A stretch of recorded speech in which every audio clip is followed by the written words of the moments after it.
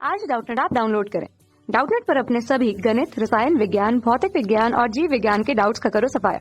बस प्रश्न की फोटो खींचो, एक ही प्रश्न को क्रॉप करो और तुरंत वीडियो सोल्यूशन पाओ। अभी डाउनलोड करें। प्रश्न है कि यदि रेडियो आवृत्ति वोल्टेज का शिखर मान 10 किलोवोल्ट है तो ज्ञात कीजिए कि एक प्रोटॉन का वेग c/5 प्राप्त करने के लिए साइक्लोट्रॉन के अंदर कितने चक्कर लगाने पड़ेंगे। तो आइए हल करते हैं इस प्रश्न को। ठीक है, हमारे पास क्या है, यहाँ पे दो डीज है। हम जानते हैं कि साइक्लोट्रॉन के अंदर दो डीज होती है। इन डीज के बीच में एक आवेश रखा होता है और इधर क्या होता है, चुंबकीय क्षेत्र होता है और इधर एक प्रत्यावर्ती स्रोत लगा होता है जो काफ़ी अधिक वोल्टता का होता है। तो होता है क्या है कि जब इनकी आवृत्ति इस प्रकार रहती है, यानी कि ये वाला सिरा यानी कि D1 प्लस में और D2 माइनस में रहता है, तो ये होगा क्या कि इधर जाएगा, माइनस की ओर जाएगा जो प्रोटॉन आवेश है। और हम जानते हैं कि क्या करेगा, चुंबकीय क्षेत्र है तो वृत्त में घूमेगा। तो जब वृत्त में घूमेगा तो वृत्त में घूमने के बाद आवेश इधर आएगा। उस वक्त जो ये जो ऊर्जा प्राप्त करेगा, ये ऊर्जा इसकी QV के बराबर होगी। Q है इसका आवेश और V है जो विभवांतर हमने लगाया है। पूरे वृत्त में चक्कर करने के पश्चात इसको जो आवृत्ति मिलेगी, जो इस पे ऊर्जा मिलेगी, वो QV मिलेगी। अब जैसे ये इधर आया तो उस वक्त क्या हो जाएगा, इसकी ध्रुवता पलट जाएगी। ये माइनस में हो गया, प्लस में हो गया। फिर ये वापस इधर इस प्रकार से चक्कर लगाएगा, फिर वापस इसकी ध्रुवता पलट जाएगी। और इसी प्रकार से जो साइक्लोट्रॉन के अंदर प्रोटॉन आवेश है, हम जानते हैं वो इसी प्रकार से गति करता है।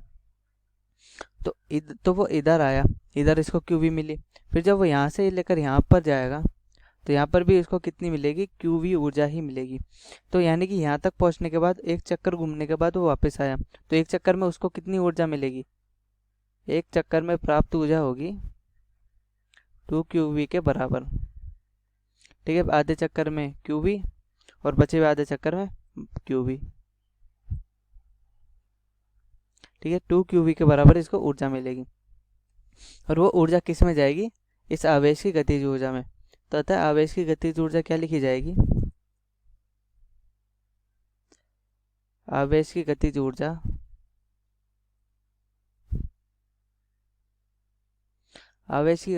क्या लिखी जाएगी, ये लिखी जाएगी 12 mv²।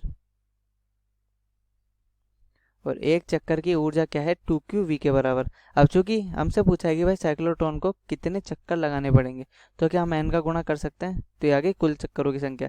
n की n चक्कर में जो इसकी ऊर्जा प्राप्त होगी वो इसी गतिज ऊर्जा में परिवर्तित हो जाएगी और जिससे हमें वेग मिलेगा c/5। यानी कि हमें कितना वेग चाहिए, हमें वेग चाहिए, इसका प्रोटॉन है दिया है तो प्रोटॉन का जो द्रव्यमान रखेंगे 1.67 गुणा 10⁻⁻27। इसका वेग कितना चाहिए, c/5 हमको चाहिए। तो c/5 क्या होगा, c/5 होगा यहाँ पे 9 गुणा 10⁻16 बटा 25 बराबर 2 गुणा 1.6 गुणा 10⁻−19 गुणा 10 किलोवोल्ट, यानी कि 10⁻4 गुणा n।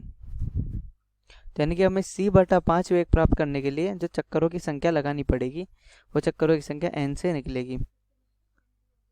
तो वो लिखेंगे हम 1.67 गुणा 10⁻−27 गुणा 9 गुणा 10⁻16 बट्टा करके 2 दूनी 4 गुणा 1.6 गुणा 10⁻−19 गुणा 10⁻4। अब इसको हल करने के बाद जो n का मान हमारे पास निकल कर आता है वो है हमारे पास 9.39 गुणा 10⁻, लगभग 939।